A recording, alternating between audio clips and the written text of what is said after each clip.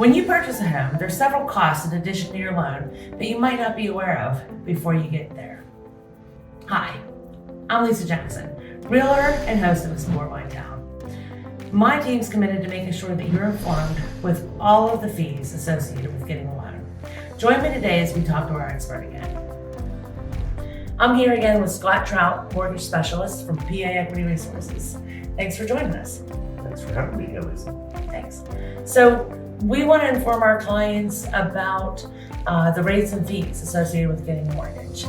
So can you tell us about what rates and fees are and how they can vary? Sure. Each company is going to structure their fees a little bit differently. What I try to do always with my clients is to make sure that I have everything included in the cost estimate for what they would need at closing. There's some online lenders recently that I've noticed that are charging a little bit of a lower interest rate. They're charging high fees to get that interest rate.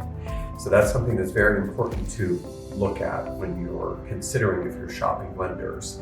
So years ago, the government created an annual percentage rate, or an APR, which really takes into account the interest rate and the closing costs involved to do that loan.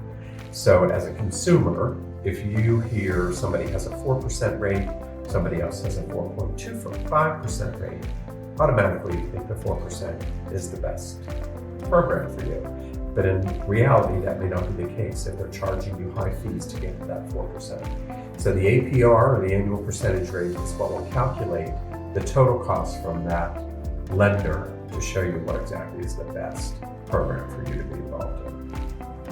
Okay, that's good information, thanks. Yeah. So what are the costs involved with taking out a new mortgage or refinancing a home? So you will always have your lender costs. So it's typically a processing fee, underwriting fee, an appraisal fee. And typically those costs should be somewhere around $1,600. So if you're shopping lenders and you see somebody has a $3,000 fee, you know that's a little high. It should be around $1,600. And then on top of that, there are title company fees to ensure that you are getting a free and clear title, that there isn't something that's going to come up that happened 7 years ago with your seller that is still untitled. So title company clears all of that. You get a title insurance policy, which costs. And then you'll also have transfer tax fees. And that's based on the area that you're choosing to purchase your home. So if you're in Westmoreland County or Washington County, typically it's 1%. There are a few places that are a little bit higher, but if you were in Allegheny County, it could range from 1% to 2.5%, which is the percentage 5% in Pittsburgh, the city of Pittsburgh. Correct. Now. But then that's split between a buyer and a seller. So as a buyer, you would have a 2.5% fee if you're purchasing a home in the city of Pittsburgh. So that's 2.5% of that purchase price, which can be pretty hefty. So that's why I say the fees can vary quite a bit. They could also vary based on the taxes. You could find say a $200,000 home somewhere with taxes at $2,400. You could find the same $200,000 home somewhere else with taxes at $6,000. So it all depends. So those costs can really vary depending on the area that you're looking to purchase in and how much those taxes are.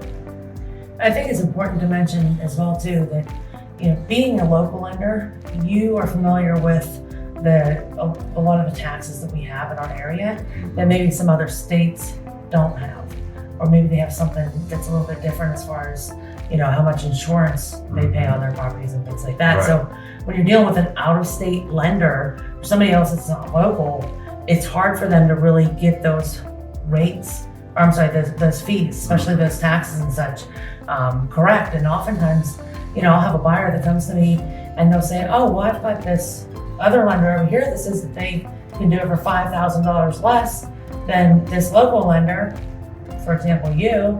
And I said, well, we need to sit down, we need to look at these and make sure we're comparing everything. And oftentimes I find it's usually the taxes or the transfer tax rate is different.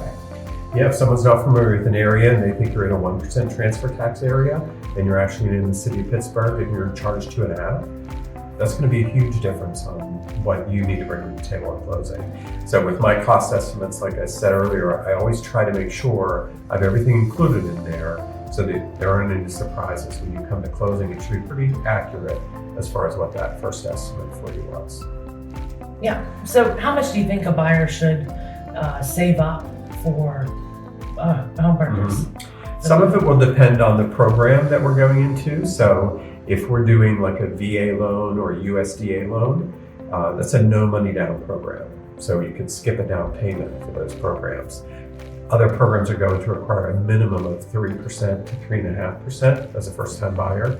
So I would say if you're banking on saving 3%, you're in a good ballpark as far as a down payment, but then you're also going to have the closing costs of the transfer tax, the escrow account for taxes and insurance. So I would say another 5,000 to 7,000 would cover those numbers pretty well.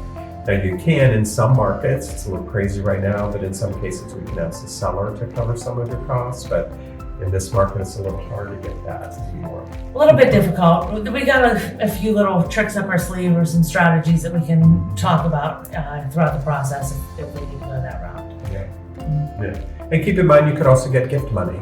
So any of these programs allow, if you have a family member that wants to gift you money, if you feel like you're kind of tight, as opposed to asking the seller to cover your costs, you could get some gift money from a family member. Any of these programs accept that. That's good information. Yeah. So do you have any questions about the home buying process or the mortgage process with the rates and the fees? Reach out to myself or Scott Trout and we'll be happy to help you out. Stay tuned for our next video in the series.